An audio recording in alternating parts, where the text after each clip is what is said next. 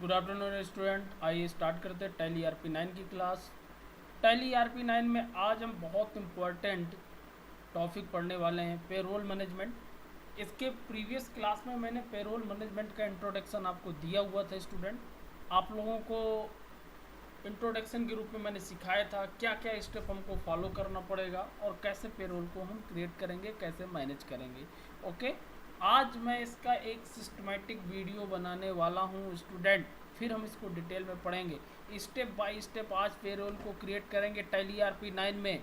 और एक एक स्टेप मैं बताऊंगा, उन स्टेप को फॉलो करूंगा टैली आरपी 9 में। और आज का वीडियो यदि आपने देख लिया तो आपको आसानी के साथ टैली आरपी 9 में पेरोल को मैनेज करना आ जाएगा। पेरोल मैंने बताया था कि सैलरी को मेंटेन करना, सैलरी को क्रिएट करना टैली आरपी 9 के माध्यम से। ये फीचर्स प्रोवाइड किया गया है। इसको हम कैसे यूज करते हैं, क्या क्या स्टेप हमको फॉलो करना पड़ेगा, सैलरी कैसे डिफाइन करते हैं, इसका इंट्रोडक्शन मैंने प्रीवियस क्लास में बताया हुआ था। तो आइए मैं आज आपको बताना चाहूँगा। आज मैं ये कुछ बेसिक स्टेप लिख के रखे हैं, इन स्टेप को एक एक फॉलो करेंगे हम। और ये स्टेप मैंने 10 स्टेप निर्धारित किए हैं पेरोल को मैनेज करने के लिए। और इन स्टेप को जिस प्रकार से मैंने लिखा है उसी प्रकार से एक एक करके यूज करेंगे। एक बार मैं स्टेप के बारे में बता देता हूँ। फीचर्स को सबसे पहले इनेबल करेंगे। कैसे फीचर्स को इनेबल करते हैं ये मैंने प्रीवियस वीडियो में बताया, फिर भी आज एक सिस्टमेटिक तरीके से। इसके बाद कॉस्ट कैटेगरी क्रिएट करेंगे। ये फीचर्स आपका ऑप्शनल होता है, आप क्रिएट करना चाहते हैं तो ठीक है, नहीं करना है तो कोई बात नहीं।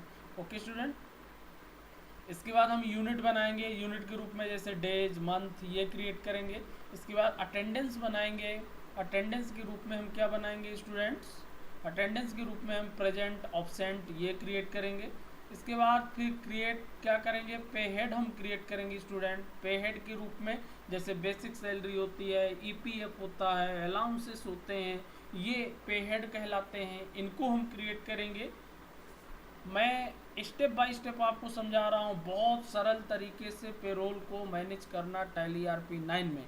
इसके बाद एम्प्लॉय हमारे पास कौन कौन से हैं वो हम बनाएंगे। राम हुआ, मोहन हुआ। अब इनको हम कॉस्ट कैटेगरी के अकॉर्डिंग रख लेंगे कि राम मैनेजर है कि अकाउंटेंट है, मोहन क्या है, या इसी प्रकार टीचर है, प्रिंसिपल है, प्यून है, जो भी आप लेना चाहें फॉर एग्जांपल, वो आपके ऊपर डिपेंड करता है। फिर हम इनकी सैलरी डिफाइन करेंगे। फिर इनका अटेंडेंस की एंट्री करेंगे, मंथ में कितने दिन प्रेजेंट रहे।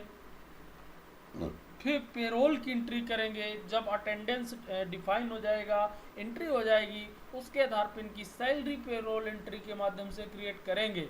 और फिर डिस्प्ले करेंगे उसकी रिपोर्ट को, यानी कि आपकी जो सैलरी बनी है उसकी पे स्लिप क्या है, अटेंडेंस कितने दिन है, विभिन्न प्रकार की रिपोर्ट भी हम टैली आरपी 9 के माध्यम से डिस्प्ले करा सकते हैं।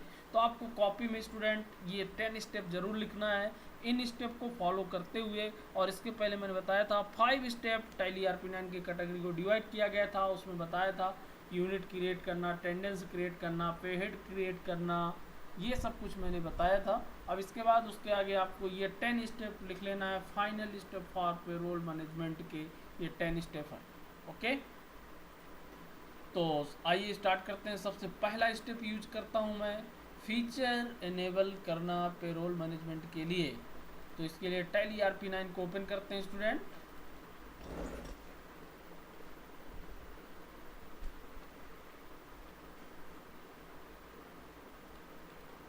हमारे पास कल की प्रीवियस कंपनी एक बनी हुई है, उसी को मैं ओपन कर लेता हूँ स्टूडेंट। इस कंपनी को क्लोज करता हूँ और select company.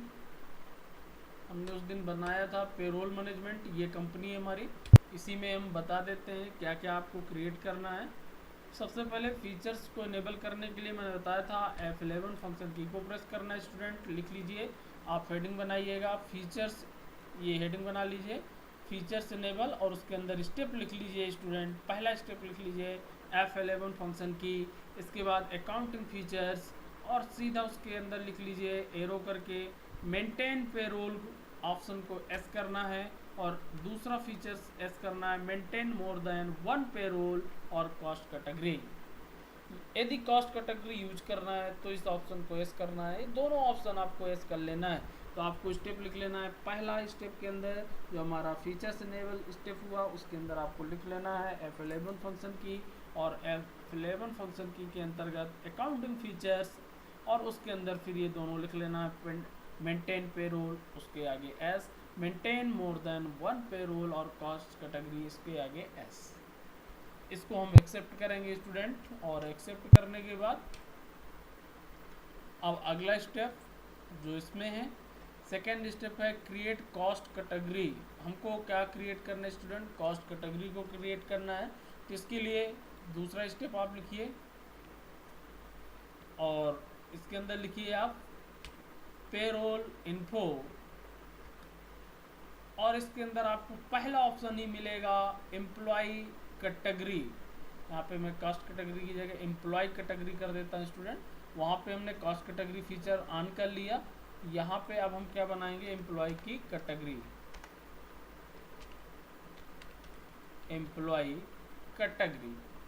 Okay student, create employ category यानी कि कितने कैटेगरी का हमारे पास एम्प्लॉय है, मैनेजर, अकाउंटेंट, प्रिंसिपल, पियून, ये कैटेगरी डिफाइन करना। यदि है तो, यदि नहीं है तो इसको आप नहीं भी डिफाइन कर सकते हैं। ये आपके ऊपर डिपेंड करता है कि एम्प्लॉय की कैटेगरी आपको डिफाइन करना है कि नहीं करना है स्टूडेंट। तो इसके लिए आपने देख लिया कौन से step, gateway of tally, payroll info, और सबसे पहला ऑप्शन एम्प्लॉय कैटेगरीज। यहाँ पे क्रिएट पे आप जाएंगे। मैं 2 कैटेगरी जैसा कि मैंने एग्जांपल में लिखा है वही बना लेता हूँ, मैनेजर, और एक बना लेता हूँ अकाउंटेंट्स। ओके, 2 कैटेगरी मैंने डिफाइन कर लिया। अब यहाँ पे पेरोल के अंदर सारे ऑप्शन मिलेंगे जो मैंने वहाँ पे लिख रखे हैं। एक एक स्टेप बाय मैं ऑप्शन यूज करूँगा। अब मुझे यूनिट बनाना है तो यूनिट हम क्रिएट कर लेंगे स्टूडेंट। अगला स्टेप है मेरा यूनिट। वहीं पे रहते हुए पेरोल इन्फो पे ही आपको मिल जाएगा यूनिट, वर्क यूनिट लिखा हुआ है। यहाँ पे आप यूनिट बनाएंगे, जैसे आपको डेज बनाना है, मंथ बनाना है, और कंपाउंड यूनिट भी बनाई जा सकती हैं। जैसे ही 30 डेज हो तो ऑटोमेटिक मंथ में कन्वर्ट हो जाए, ये आपको मालूम। जैसे हमने इन्वेंट्री में यूनिट बनाई थी वैसे यहाँ पे उस यूनिट को भी क्रिएट किया जा सकता है। यहाँ पे मैंने ग्रुप यूज नहीं किया, जहाँ पे मुझे ज़रूरत होगी वहाँ ग्रुप वाइज भी बना सकते हैं। यानी कि यदि हमारे पास कई कैटेगरी के एम्प्लॉय होते तो वो भी हम बना सकते थे, कि जैसे मैनेजमेंट ग्रुप है, कंप्यूटर साइंस ग्रुप है, इस तरीके से भी हम मेंटेन कर सकते हैं। नेक्स्ट, ये 3 स्टेप आपके क्लियर हो गए होंगे शायद सभी के। फीचर्स इनेबल हुआ, क्रिएट एम्प्लॉय कैटेगरी हुई, आपकी एम्प्लॉय कैटेगरी बना लिया, यूनिट बना लिया। अब हमको बनाना है अटेंडेंस, प्रेजेंट या एब्सेंट जो आप बनाना चाह रहे हैं अटेंडेंस। तो यहाँ पे दिया है student attendance oblique production type. यहाँ पे जो स्टेप आपको मिलेगा अटेंडेंस अब्लिक प्रोडक्शन। प्रोडक्शन किस लिए यूज होता है? ओवर टाइम के लिए। तो अभी हम नॉर्मली बात कर रहे हैं अटेंडेंस की। तो आप अटेंडेंस पे जाइएगा स्टूडेंट, यहाँ पे बना लीजिएगा प्रेजेंट। मैं सिर्फ प्रेजेंट का भी बना रहा हूँ। यहाँ पे जाएंगे, यहाँ पे आपसे पूछेगा अटेंडेंस टाइप। तो जो प्रेजेंट होगा अटेंडेंस लीव विथ पे, यानी कि ऐसे अटेंडेंस प्रेजेंट माना जाएगा जो आपको छुट्टी भी मिलती है लेकिन उसमें पेमेंट मिलता है, वो इसमें कैलकुलेट होगा। जैसे आपको मंथ में 2 छुट्टियाँ मिलती हैं यदि, तो उनका पैसा भी आपको मिलता है। तो ये क्या कहलाएगा? अटेंडेंस लीव विथ पे वाली।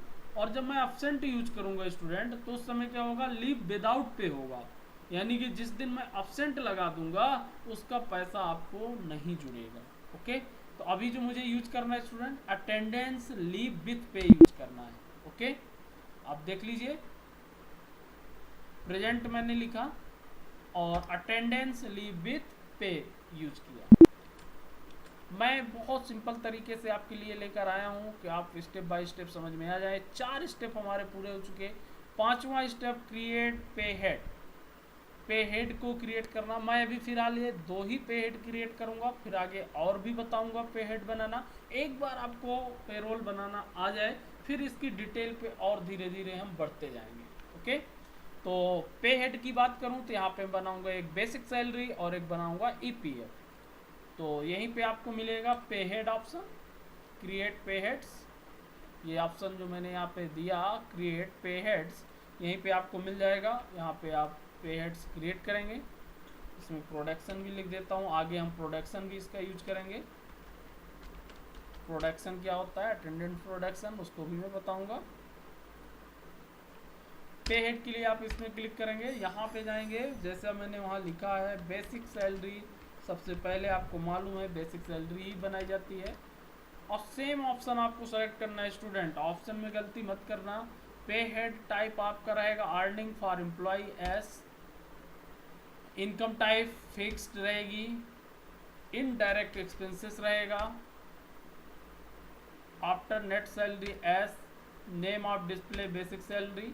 ग्रेजुएटी आपको देना है तो एस कर लेना, नहीं देना है तो नो। ओके, और ये जो होगा कैलकुलेशन टाइप, ये ऑन अटेंडेंस होगा स्टूडेंट। और यहाँ पे जैसा हमने यदि बना के रखा है अटेंडेंस टाइप प्रेजेंट, तो किसके आधार पे अटेंडेंस कैलकुलेट करना है हमको स्टूडेंट, प्रेजेंट के आधार पे कैलकुलेट करना है। यदि मुझे अब्सेंट के आधार पे बनाना होता तो यहाँ पे स्टूडेंट मुझे क्या सेलेक्ट करना पड़ता, अब्सेंट। जो भी मैं प्रेजेंट के आधार पे कर रहा हूँ तो यहाँ मैं प्रेजेंट कर दूंगा, और यदि मुझे प्रेजेंट नहीं लेना था तो वहाँ मैं अब्सेंट बना लेता, और अटेंडेंस किसके आधार पे कैलकुलेट कराता, अब्सेंट के आधार पे। Okay, calculation period day wise होगा कि मंथ होगा, ये आप डिसाइड कर लेंगे। हमको मंथली कैलकुलेट कराना है कि डे वाइज करना है, हमको मंथ करना है। एज पर कैलेंडर एस, और ये आपका राउंडिंग मेथड नॉर्मल कर दिया मैंने। इस प्रकार से आप देख लीजिए ये पूरे ऑप्शन मैं अभी प्रेजेंट के आधार पे कैलकुलेट कर रहा हूँ, इसलिए मैं प्रेजेंट यहाँ सेलेक्ट किया हूँ। फिर एक ऑब्सेंट का भी बता दूंगा। ओके, आप इसको एक्सेप्ट कर लेंगे। एक पे हेड हमारा कंप्लीट हुआ, एक मैं ईपीएफ का बना देता हूँ स्टूडेंट। इसमें डिटेक्शन होगा, आपको मालूम है पीएफ या ईपीएफ पैसा कटता है सैलरी से, डिटेक्ट होता है, इसलिए अर्निंग फॉर एम्प्लॉय ना हो करके ये स्टूडेंट क्या होगा, डिटेक्शन फ्रॉम एम्प्लॉय। क्या होगा, डिटेक्शन फ्रॉम एम्प्लॉय। जितने भी लिस्ट ऑफ पे हेड हैं इनको मैं अलग से समझाऊंगा, अलग से एक दिन क्लास लूंगा, सभी को बताऊंगा डिटेक्शन फ्रॉम एम्प्लॉय क्या होता है, अर्निंग फॉर एम्प्लॉय क्या होता है, एम्प्लॉय स्टेटरी डिटेक्शन क्या होता है, ये मैं अलग से क्लास लूंगा। फिलहाल आपको दो पे हेड बता रहा हूँ मैं। बेसिक सैलरी पे आपको क्या सेलेक्ट करना है स्टूडेंट, अर्निंग्स फॉर एम्प्लॉयज, और आपको ईपीएफ में क्या सेलेक्ट करना है, डिटेक्शन फॉर फ्रॉम एम्प्लॉय, यानी कि पैसा एम्प्लॉय से कटेगा, और ये भी इनडायरेक्ट एक्सपेंसेस ही जाएगा हमारी कंपनी से ईपीएफ। और यहाँ पे इसको कर देना आप फ्लैट रेट, एक फिक्स होगा, फिक्स रेट में काट देता हूँ मैं इसको, या जो भी आप करना चाहें यहाँ पे। जो डिटेक्शन आपको यूजर डिफाइंड वैल्यू भी हो सकती है, कंप्यूटेड वैल्यू भी हो सकती है, अटेंडेंस के आधार पे तो होगी नहीं। तो यहाँ पे आपको जो यूज करना है फ्लैट रेट यूज करना है। मैं प्रीवियस वीडियो में कल दिखाया भी था इनके पे हेड, एक बार मैं दिखा देता हूँ कैसे, शायद इसका बनाया भी था मैंने।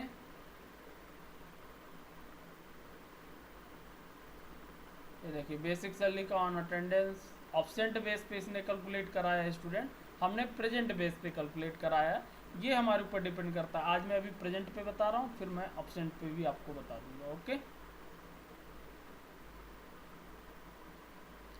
ये अर्निंग था, और ईपीएफ का पैसा ओवर हमने बनाया नहीं है, ट्रेवलिंग भी अभी नहीं है। ये प्रोविडेंट फंड हमने बनाया है, फ्लैट रेट, ये देखिए फ्लैट रेट हमको रखना है। ओके, अभी एक फ्लैट रेट पे मैं बता देता हूँ, फिर एक एक करके मैं सभी ऑप्शन आपको बताऊंगा। ओके, हमारे पे हेड भी बन गए। हम कितने स्टेप पूरे कर चुके, 5 स्टेप पूरे कर चुके, 2 पे हेड बन गए। अब मुझे क्या बनाना है स्टूडेंट, 6 स्टेप एम्प्लॉय क्रिएट करना है।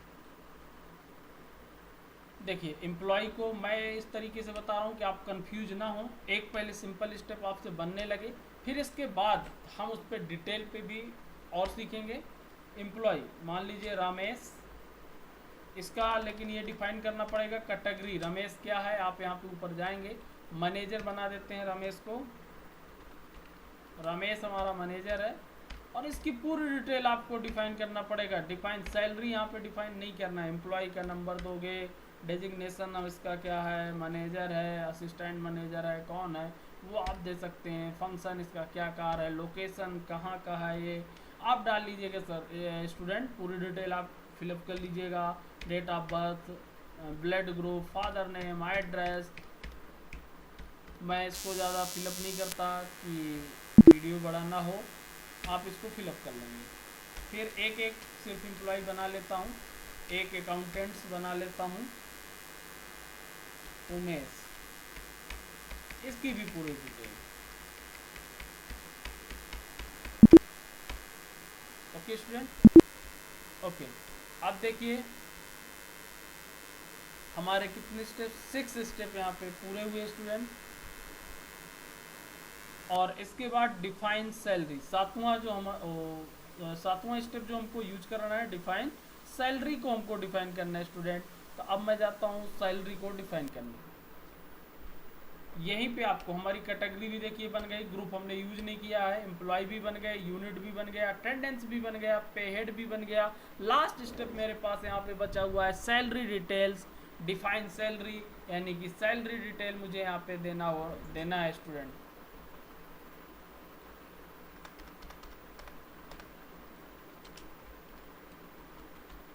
Salary detail, okay.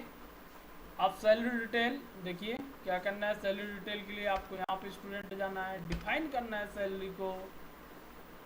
किसकी सैलरी डिफाइन करना है, रमेश की सैलरी डिफाइन करना है। कब से देना है, अप्रैल से देना है, 1 अप्रैल से। बेसिक सैलरी आपको इसको कितना देना है वो आप यहाँ डिफाइन करेंगे। मान लीजिए 10,000 रुपये में इसको बेसिक सैलरी दे देता हूँ। ईपीएफ कितना काटना है, डिटेक्शन फ्रॉम एम्प्लॉयज होगा। फ्लैट रेट पे अभी मैंने काटा है, एक फिक्स अमाउंट मैंने काटा है, और 10% का 12.5% हमको काटना होगा स्टूडेंट। आप ऐसे निकाल भी सकते हैं इसमें यदि चाहें अपना कैलकुलेटर। और आगे मैं परसेंटेज बेस पे भी सिखा दूंगा, ऑटोमेटिक वो 12.5% निकाल दिया करेगा, ये भी मैं सिखा दूंगा स्टूडेंट। लेकिन फिलहाल मैं अभी कैलकुलेटर का यूज करके 1250 रुपये इसको मुझे काटना है। तो यहाँ पे मैं सीधा 1250 रुपये इसका डिटेक्ट कर देता हूँ। ओके स्टूडेंट, ये किसकी सैलरी हुई, रमेश की। रमेश कौन है, हमारा मैनेजर होगा। ओके, अब उमेश की सैलरी को डिफाइन कर देते हैं, अप्रैल से इसको भी हम सैलरी देंगे। बेसिक सैलरी इसकी कितनी रखना है स्टूडेंट, मान के चलिए इसकी बेसिक सैलरी मैं कर देता हूँ 8,000। अभी हमने कोई अलाउंसेस वगैरह नहीं इनको दिया है, आगे हम अलाउंसेस भी दे सकते हैं। 8,000 का 12.5% निकाल देता हूँ स्टूडेंट, 1,000 रुपये। ओके, तो इसका ईपीएफ भी काट देते हैं स्टूडेंट हम, ईपीएफ 1,000 रुपये। ओके, सिर्फ 2 हेड हमने बनाए हैं अभी, बेसिक सैलरी और ईपीएफ। इसके आगे हम और भी हेड बनाएंगे, और भी हेड बनाना सीखेंगे। और अभी सिर्फ मैंने प्रेजेंट के आधार पे कैलकुलेशन करना सिखाया है, ऑप्शेंट भी मैं आगे बताऊंगा। ओके, ये हमारा सैलरी डिफाइन हो गया। और हमारे कितने स्टेप पूरे हो गए स्टूडेंट, 7 स्टेप पूरे हो चुके हैं। अब हमको आगे बढ़ना है अटेंडेंस एंट्री की ओर। अब पेरोल एंट्री, जहाँ पे एंट्री की बात आ गई, यानी कि अब हमको एंट्री करना होगा, इससे बैक में हमको जाना होगा। अटेंडेंस एंट्री देखिए कैसे करना है आपको। आप टैली को सेलेक्ट करेंगे, इससे बैक में जाएंगे स्टूडेंट, गेट पे आप टैली पे आ जाएंगे। गेट पे आप टैली पे आने के बाद आप ट्रांजैक्शन के अंदर देखेंगे, जैसे हम वाउचर की एंट्री करते थे, इन्वेंट्री वाउचर की एंट्री करते थे, वैसे ही हमको यहाँ पे मिल गया ऑप्शन पेरोल वाउचर। अब हमको कहाँ जाना है स्टूडेंट, पेरोल वाउचर पे जाना है। यहाँ हमको सबसे पहले अटेंडेंस को फिलअप करना होगा स्टूडेंट, ये देखिए। और यहाँ पे आप मई सेलेक्ट कर लीजिएगा सैलरी के लिए, क्योंकि लास्ट डे में सैलरी कैलकुलेट करता है। 31 हमारा एजुकेशनल मोड है, इसलिए 31 कैलकुलेट होगा। मई में 31 होता है, अप्रैल में नहीं होता है। तो सबसे पहले तो डेट चेंज कर लीजिएगा, मई कर लीजिएगा स्टूडेंट। इसके बाद अटेंडेंस ओपन कर लीजिएगा, इस पर क्लिक कर दीजिएगा या कंट्रोल के साथ F5 सेलेक्ट करिएगा। ये देखिए अटेंडेंस के लिए आ गया। हमने प्रेजेंट बनाया है तो आपको यहाँ पे प्रेजेंट बताना पड़ेगा कितने दिन ये प्रेजेंट रहा। मान लीजिए इसने विथ जो भी लीव लिया होगा, पे की लीव लिया होगा, विदाउट पे की लीव नहीं लिया। मान के चलिए ये 25 दिन प्रेजेंट था। और दूसरा जो उमेश है, ये इसको मान लेते हैं पूरे 30 डेज प्रेजेंट था। ओके, या कुछ कम कर देते हैं, 28 दिन प्रेजेंट था। ओके, इस तरीके से इस एंट्री को आप पोस्ट कर देंगे। 1 मई की मैं यहाँ पे एंट्री कर रहा हूँ स्टूडेंट, आप देख सकते हैं।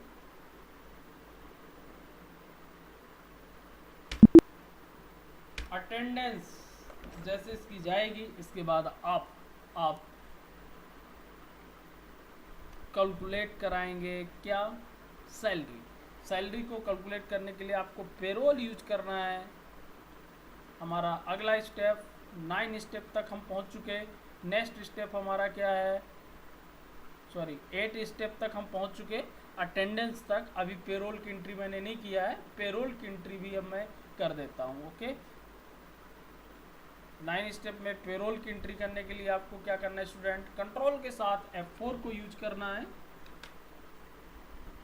और यहाँ पे ऑटोमेटिक भी फिलअप कर सकते हैं, अपने से भी फिलअप कर सकते हैं। ऑटोमेटिक फिलअप करने के लिए एक ऑप्शन यहाँ पे दिया होता है स्टूडेंट, अल्ट के साथ A, payroll autofill. Payroll autofill option का यूज कर सकते हैं। तो अल्ट के साथ मैं A को प्रेस किया। प्रोसीड सैलरी हम बना रहे हैं, कब से, 1/5/2021 से 31/5/2021 तक की सैलरी बन रही है स्टूडेंट। 31 तारीख तक की सैलरी डिफाइन हो रही है, 1 से 31 तक की। ध्यान देना, मंथ 31 का है और 31 में वो 28 दिन ही प्रेजेंट है। कास्ट कैटेगरी सभी की। ओके, ऑल आइटम्स जितने भी एम्प्लॉई हैं सभी की बनाना है हमको। एम्प्लॉय नेम डिस्प्ले हो। बैंक की डिटेल यदि आपके पास है तो बैंक डिटेल भी फिलअप कर सकते हैं। और साथ में आप बैंक से भी सैलरी को ट्रांसफ़र कर सकते हैं, क्योंकि अभी बैंक का हमने लेजर यहाँ पे यूज़ नहीं किया। कैश हमको सैलरी देना है तो हमने यहाँ कैश सेलेक्ट किया, और जैसे ही कैश सेलेक्ट किया है एंटर किया। Including employ having for banking detail, यदि है तो आप इंक्लूड कर सकते हैं, नहीं है तो कोई बात नहीं। हमारे पास अभी बैंक डिटेल हमने फिलअप नहीं किया है, आप कर लीजिएगा। और जैसे आप इंटर करेंगे इसकी एम्प्लॉय की सैलरी ऑटोमेटिक क्रिएट होगी स्टूडेंट।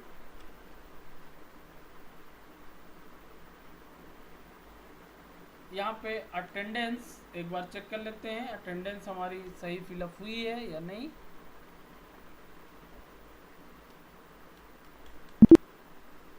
डे बुक में सैलरी कैलकुलेट नहीं हुई, देखते हैं। अटेंडेंस F2 1/5/2021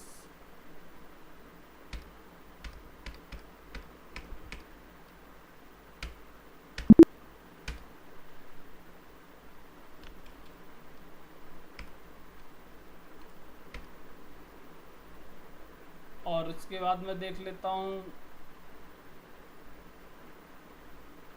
मई में जो अभी एंट्री हमने पास किया 31 मई की एंट्री हमारी पास नहीं हुई है।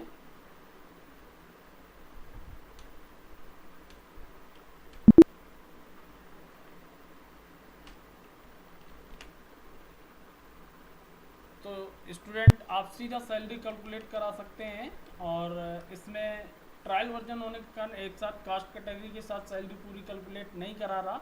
एक काम आप करिएगा, मैं अलग अलग एम्प्लॉय के साथ सैलरी कैलकुलेट करा देता हूं। जैसे आप अटेंडेंस, आपको कुछ नहीं करना, वही स्टेप फॉलो हम कर रहे हैं स्टूडेंट, सिर्फ आपको एंट्री करना है।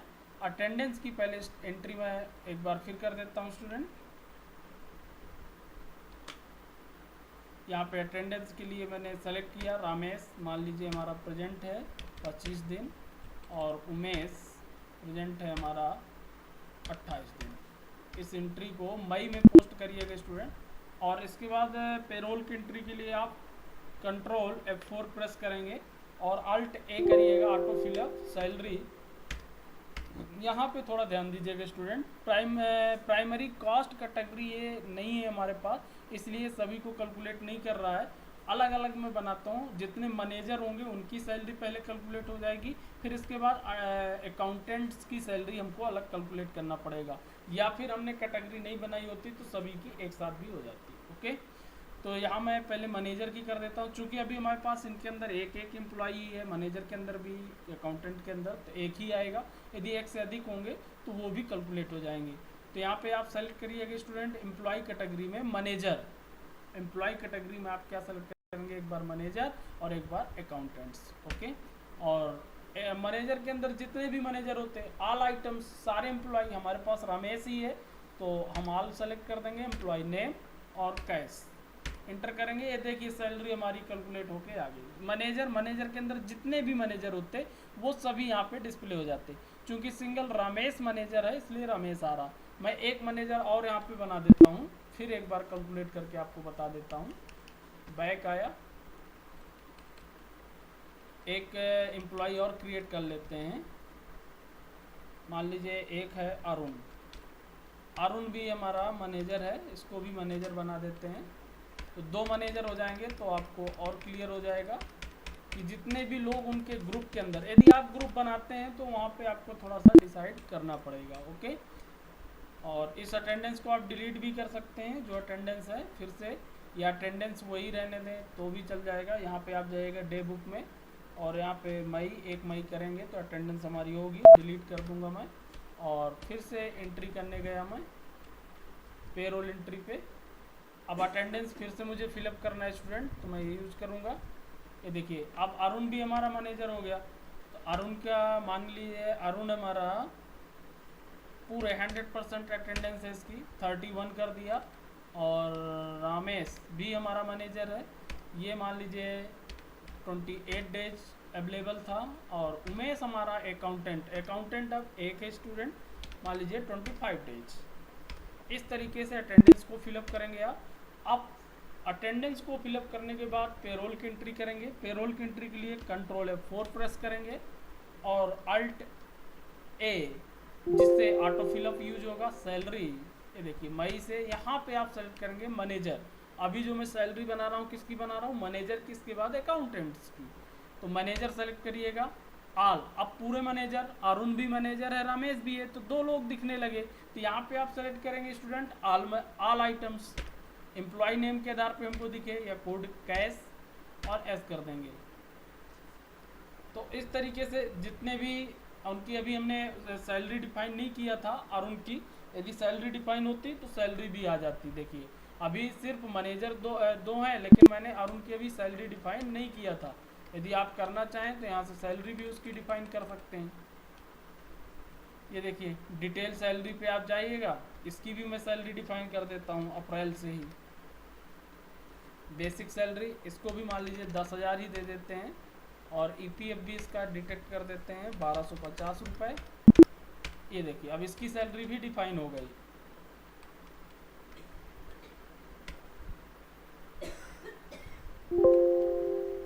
Salary, manager, all, employ, cash, S. ये देखिए अब दोनों मैनेजर की अब सैलरी आपको मिल गई। ये देखिए अरुण की भी सैलरी आ गई 10,000, EPF कितना 1250 कट रहा है। और रमेश की भी 10,000 है, लेकिन इसको सैलरी कितनी मिल रही है करंट में, बेसिक सैलरी 9,032। क्यों? क्योंकि ये एब्सेंट था। और जो अरुण था 100% प्रेजेंट था, इसलिए इसकी पूरी सैलरी 10,000 बनी। इस प्रकार से टोटल सैलरी हमारी ये हुई 16,532 ही देना है, क्योंकि ये सैलरी हमारी डिटेक्ट हो रही है। डिटेक्शन में कितना जा रहा है, 8,750 जा रहा है। ये सैलरी जो हमने बनाया, अभी किसकी बनाया स्टूडेंट, मैनेजर की बनाया। इस सैलरी को आप कंफर्म करने के बाद पोस्ट कर देंगे। यदि आप अकाउंटेंट की सैलरी भी बनाना चाहते हैं तो फिर से अल्ट ए करेंगे और सैलरी डिफाइन करेंगे। सब कुछ वैसे ही होगा। मैनेजर की जगह अकाउंटेंट सेलेक्ट करेंगे। जितने भी अकाउंटेंट्स हैं सभी की यदि सैलरी बनाना है तो ऑल आइटम, पर्टिकुलर यदि किसी व्यक्ति की बनाना है तो उसको सेलेक्ट करना होगा। एम्प्लॉय नेम कैश एस करेंगे। देखिए अकाउंटेंट की सैलरी भी आपकी आ गई और इसको भी आप पोस्ट कर देंगे। ओके, तो इस तरीके से सैलरी को आप डिफाइन कर सकते हैं। यदि इनकी प्ले शिफ्ट देखना है, एक तो मैं प्ले शिफ्ट भी आपको समझा देता हूँ। तो आप गेटवे ऑफ टैली में आइएगा, डिस्प्ले पे जाइएगा और यहाँ पे आपको मिलेगा पेरोल रिपोर्ट्स। यहाँ पे आपको मिलेगा statement of payroll, attendance seat, attendance register. क्या देखना है आपको? तो यहाँ पे हमको देखना है statement of payroll. Pay slip पे आप क्लिक करिएगा स्टूडेंट। सिंगल प्ले स्लिप देखना है या मल्टीपल देखना है, एक एक एम्प्लॉय की देखना है कि एक साथ सभी एम्प्लॉय की देखना है, वो आपके ऊपर डिपेंड करता है। मैं सिंगल पहले आपको डिस्प्ले करा देता हूँ। ये देखिए अरुण की पे स्लिप मैं पहले दिखा देता हूँ। इस तरीके से कुछ पे स्लिप बन के आ जाएगी। एम्प्लॉय का हमने पूरी डिटेल वहाँ पे फिलअप नहीं किया है, नहीं तो यहाँ पे पूरी डिटेल आती है, उसका number, function, designation, location, bank detail, income tax number, सारा सब कुछ आता। और यहाँ पे देखिए अटेंडेंस डिटेल भी दिखाता है, कितने दिन ये प्रेजेंट था, 31 डेज प्रेजेंट है ये। ओके, बेसिक सैलरी इसकी कितनी थी, 10,000, और ग्रॉस सैलरी यानी कि 10,000 ही थी और 31 डेज प्रेजेंट था, इसलिए 10,000 पूरी बनी इसकी सैलरी। डिटेक्शन अमाउंट इसका ईपीएफ 1250 था। तो यहाँ आप नीचे देख सकते हैं टोटल सैलरी 10,000 थी और जो इसका डिटेक्शन हो रहा था 1250। तो 10,000 में 1250 डिटेक्ट हुआ, तो इसके हाथ में जो सैलरी मिली, नेट अमाउंट जो मिला 8,750 रुपये। ओके, अब देखिए मैं यदि रमेश की बात करूं, अब देखिएगा इसमें थोड़ा सा समझ में आएगा। ये भी मैनेजर था, लेकिन ये कितने दिन प्रेजेंट था स्टूडेंट, 28 डेज प्रेजेंट था, 28 दिन प्रेजेंट था। इसलिए इसकी भी सैलरी, ग्रॉस सैलरी जो थी, बेसिक सैलरी जो थी 10,000 थी, लेकिन 28 दिन प्रेजेंट होने के कारण इसकी जो सैलरी बनी 9,032 रुपये बनी। ओके, और डिटेक्शन इसका भी 1250 होना था, डिटेक्शन तो फिक्स ही है, तो 9,032 रुपये में कटेगा 1250। तो इसको जो कैश इन हैंड मिला यानी कि नेट सैलरी, नेट अमाउंट जो इसको मिला वो कितना मिला स्टूडेंट, 7,782। ओके, इस तरीके से आप यहाँ पे देख सकते हैं ग्रॉस सैलरी के अकॉर्डिंग जो इसको मिलना चाहिए था एक्चुअल में 8,750 मिलना चाहिए। ये अमाउंट यहाँ पे ग्रॉस सैलरी के अकॉर्डिंग देखिए दिखाता है, और ये आपका क्या है अमाउंट के अकॉर्डिंग यहाँ पे दिखाता है, आप देख सकते हैं।